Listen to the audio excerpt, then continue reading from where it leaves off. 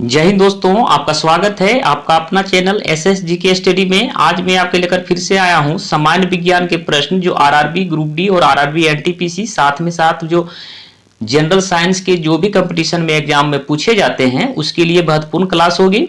इसके पहले मैंने सेट प्रैक्टिस सेट जो 3 है सामान्य विज्ञान का उसका डिस्कशन करवा दिए हैं। आज रहेगा प्रैक्टिस सेट नंबर 4 रहेगा।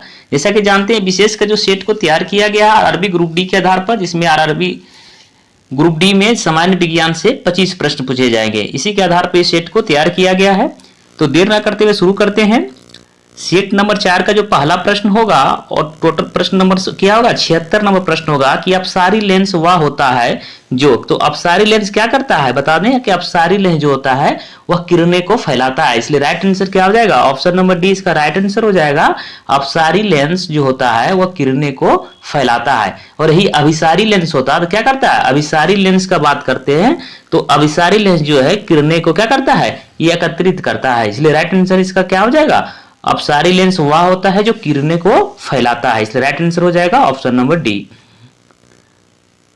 नेक्स्ट प्रश्न रहेगा 77 नंबर प्रश्न इसका रहेगा इलेक्ट्रॉन सूक्ष्मदर्शी का आविष्कार किसने किया था। तो आपको बताते हैं इलेक्ट्रॉन जो सूक्ष्मदर्शी है उसका आविष्कार किसके द्वारा किया गया था, तो किया गया था नोल और रुस्का के द्वारा। इसलिए राइट आंसर क्या हो जाएगा, ऑप्शन नंबर डी इसका राइट आंसर हो जाएगा।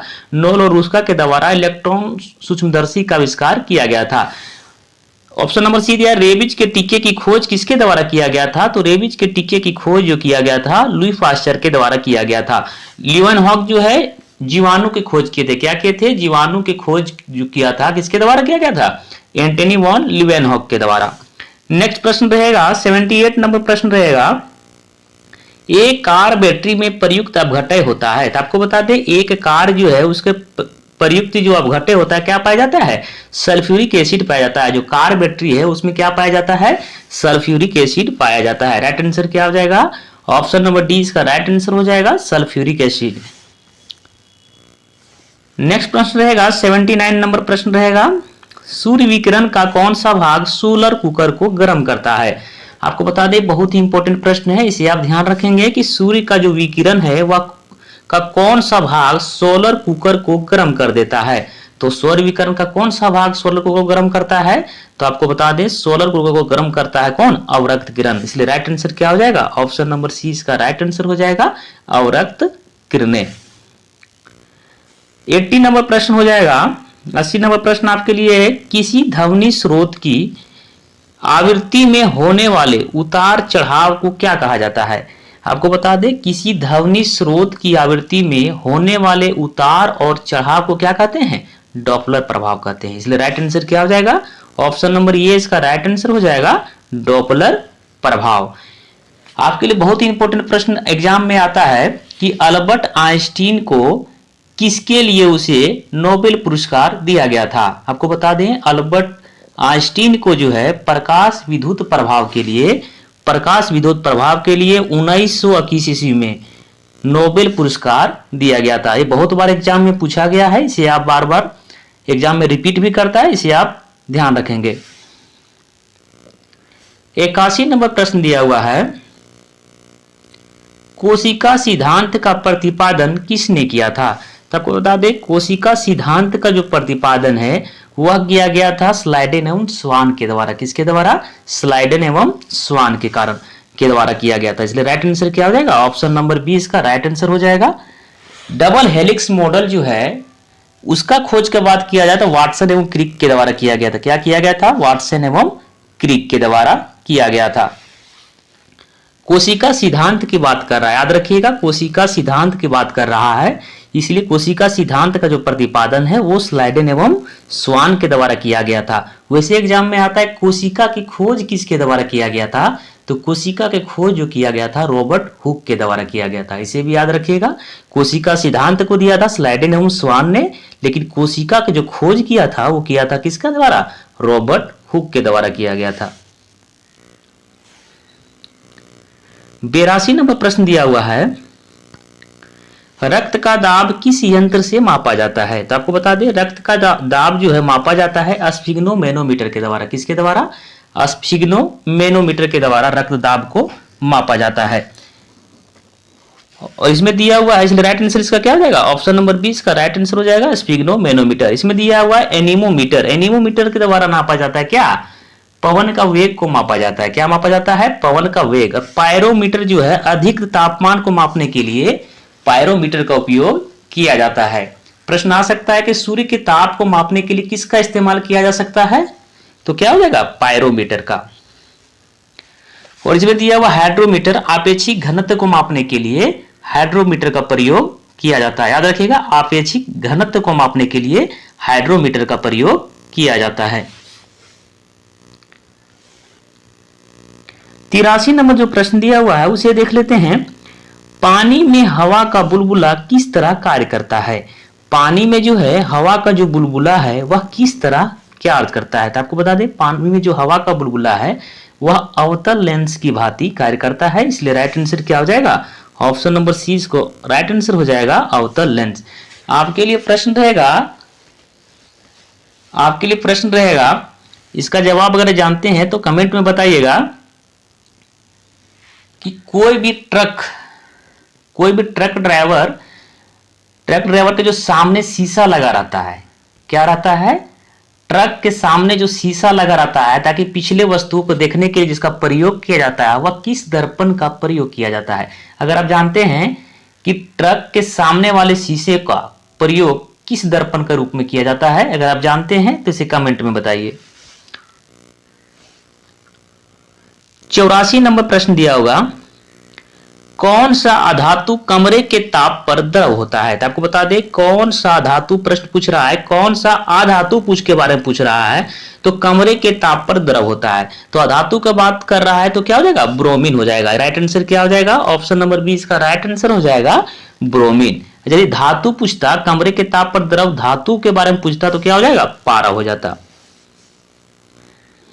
85 नंबर प्रश्न दिया हुआ है, रानीखेत रोग किससे संबंधित है। तो आपको बता दें रानीखेत एक बीमारी का नाम है, वह है किसके लिए प्रयुक्त होता है, मुर्गी के लिए। राइट आंसर क्या हो जाएगा, ऑप्शन नंबर 20 का राइट आंसर हो जाएगा मुर्गी। 86 नंबर प्रश्न दिया हुआ है, अस्थाई चुंबक बनाने में किसका उपयोग किया जाता है। तो बता दें कि अस्थाई चुंबक बनाने में इस्पात का प्रयोग किया जाता है। किसका प्रयोग किया जाता है, इस्पात का, इसलिए राइट आंसर क्या हो जाएगा, ऑप्शन नंबर ये इसका राइट आंसर हो जाएगा इस्पात का। प्रश्न ये भी आ सकता है कि अस्थाई चुंबक बनाने के लिए किसका प्रयोग किया जाता है। तो यह अस्थाई यदि रहेगा, अस्थाई चुंबक बनाने के लिए तो क्या हो जाएगा, नर्म लोहा का प्रयोग किया जाता है। याद रखिएगा, अस्थाई चुंबक बनाने के लिए नर्म लोहा का प्रयोग किया जाता है। 87 नंबर जो प्रश्न दिया हुआ उसे देख लेते हैं। फोटोग्राफी की प्लेट पर निम्न में से किसकी परत चढ़ाई जाती है। जो फोटोग्राफी की प्लेट पर किसकी परत चढ़ाई जाती है, तो आपको बता दें सिल्वर ब्रोमाइड की परत को चढ़ाया जाता है, इसलिए राइट आंसर क्या हो जाएगा, ऑप्शन नंबर 20 का राइट आंसर हो जाएगा सिल्वर ब्रोमाइड। प्रश्न ये भी आता है कि कृत्रिम वर्षा के लिए किसका प्रयोग किया जाता है। तो कृत्रिम वर्षा में सिल्वर आयोडाइड का प्रयोग किया जाता है। किसका, सिल्वर आयोडाइड का जो प्रयोग किया जाता है कृत्रिम वर्षा के लिए किया जाता है। 88 नंबर प्रश्न देख लेते हैं, शरीर का जो तापक्रम है कहाँ नियंत्रित होता है। तो आपको बता दें मानव शरीर का जो तापक्रम है वह नियंत्रित होता है हाइपोथैलेमस ग्रंथि में, इसलिए राइट आंसर क्या हो जाएगा, ऑप्शन नंबर सी इसका राइट आंसर हो जाएगा हाइपोथैलेमस ग्रंथि। नेक्स्ट प्रश्न देख लेते हैं। 89 नंबर जो प्रश्न दिया हुआ है, किसको आरबीसी का कब्रिस्तान कहा जाता है। तो आपको बता दें आरबीसी का जो कब्रिस्तान कहा जाता है वह फलीहा को कहा जाता है, इसलिए राइट आंसर क्या हो जाएगा, ऑप्शन नंबर 20 का राइट आंसर हो जाएगा फलीहा। 90 नंबर प्रश्न दिया हुआ है, वायुमंडल में सामान्यता CO2 पाया जाता है। प्रश्न पूछ रहा है कि वायुमंडल में सामान्यता जो है CO2 कितना प्रतिशत पाया जाता है। तो आपको बता दें वायुमंडल में जो CO2 पाया जाता है 0.03% पाया जाता है। कितना पाया जाता है, 0.03% CO2 पाया जाता है। ऑक्सीजन का जो है 21% है, नाइट्रोजन पाया जाता है 78% पाया जाता है, और यदि आर्गन का बात किया जाए तो 0.93% जो होता है वो आर्गन पाया जाता है। 91 नंबर प्रश्न दिया हुआ है, निम्न में से कौन सा धातु विद्युत का सुचालक है। जैसा कि जानते हैं कि अधातु का जो प्रकृति होता है विद्युत का कुचालक होता है, लेकिन वह कौन सा धातु है जो विद्युत का सुचालक है? तो आपको बता दें, इसमें ऑप्शन दिया है ये ग्रेफाइट, तो राइट आंसर यही हो जाएगा। ग्रेफाइट जो है वह विद्युत का क्या होता है? सुचालक होता है। इसके लिए राइट आंसर क्या हो जाएगा? ऑप्शन नंबर ये, ग्रेफाइट जो होता है यह एक धातु है और यह विद्युत का सुचालक है। 91 नंबर जो प्रश्न दिया, सॉरी 92 नंबर प्रश्न होता है, दिया है ठोस कपूर से कपूर वास बनाने की प्रक्रिया को क्या कहते हैं? तो आपको बता दें, ठोस कपूर से कपूर वास बनाने की जो प्रक्रिया है वह होता है ऊर्ध्वपातन। क्या होता है? ऊर्ध्वपातन। इसलिए राइट आंसर क्या हो जाएगा? ऑप्शन नंबर सी इसका राइट आंसर हो जाएगा, ऊर्ध्वपातन।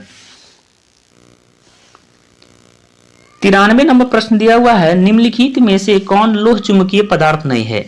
इनमें पूछ रहा है कि निम्न में से कौन सा जो है लोह चुंबकीय पदार्थ नहीं है? तो आपको बता दें, लोह चुंबकीय पदार्थ में आते हैं लोहा, निकेल और कोबाल्ट। क्या आता है? लोहा, निकेल और कोबाल्ट जो है लोह चुंबकीय पदार्थ में आते हैं। तो इसमें क्या हो जाएगा? इसका आंसर हो जाएगा लोहा, निकेल, कोबाल्ट जो है चुंबकीय, लोह चुंबकीय पदार्थ है, लेकिन तांबा जो है लोह चुंबकीय पदार्थ नहीं। इसलिए राइट आंसर क्या हो जाएगा? ऑप्शन नंबर सी इसका राइट आंसर हो जाएगा।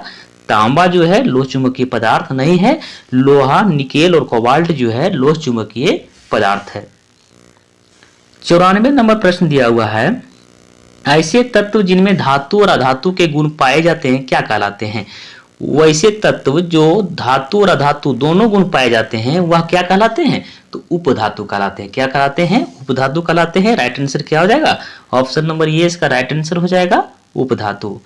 जिसमें इलेक्ट्रॉन का जो बाहरी कक्ष में 4 इलेक्ट्रॉन बच जाता है उसी को क्या बोलते हैं? उपधातु बोलते हैं। जैसे कार्बन, कार्बन का जो परमाणु संख्या क्या होता है? C6 होता है। इसका इलेक्ट्रॉनिक विन्यास करेंगे तो क्या हो जाएगा? 2 4 हो जाएगा। तो इसका बाहरी सेल में कितने इलेक्ट्रॉन बच गए? 4 इलेक्ट्रॉन है। यह 4 इलेक्ट्रॉन त्याग भी कर सकता है, 4 इलेक्ट्रॉन ग्रहण भी कर सकता है। इसलिए हम किस श्रेणी में इसको रखते हैं? उपधातु की श्रेणी में रखते हैं। राइट आंसर इसका क्या हो जाएगा? धातु और अधातु के गुण जो पाए जाते हैं उसे क्या कहते हैं? उपधातु। 95 नंबर प्रश्न है, उसे देख लेते हैं। मनुष्य के जीवन काल में, बहुत ही इंपॉर्टेंट प्रश्न है, इसे आप ध्यान देंगे कि मनुष्य के जीवन काल में कितने दांत जो है 2 बार विकसित होते हैं?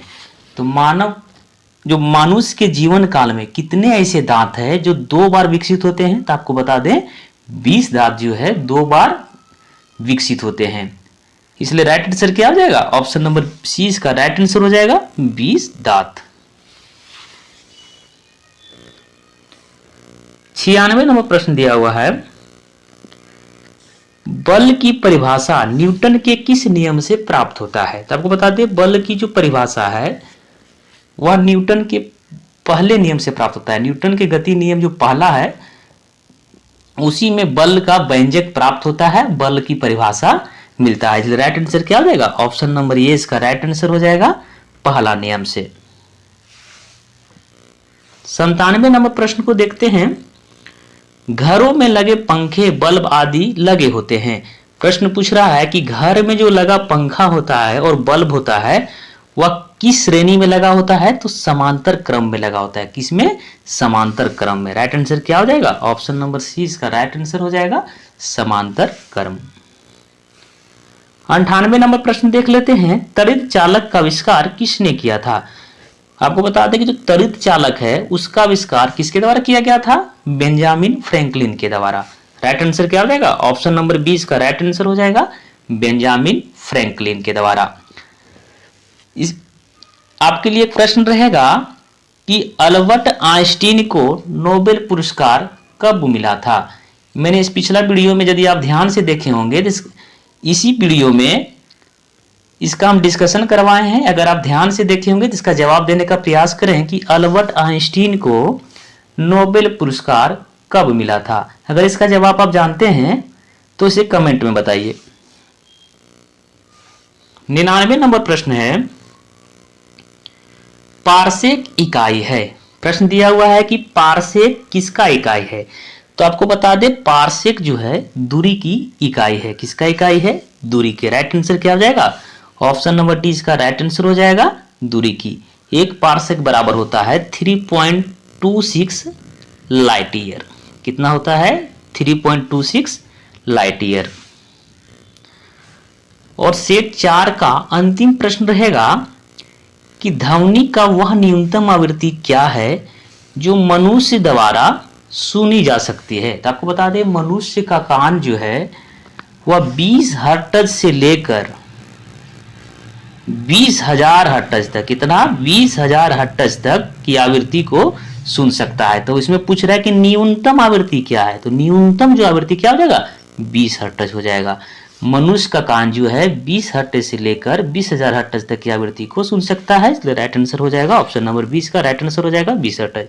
चलिए वीडियो कैसा लगा, यदि अच्छा लगा तो लाइक कर दीजिए, दोस्तों के साथ शेयर भी कर दीजिए। चलिए मिलते हैं आपको नेक्स्ट वीडियो में, तब तक के लिए धन्यवाद।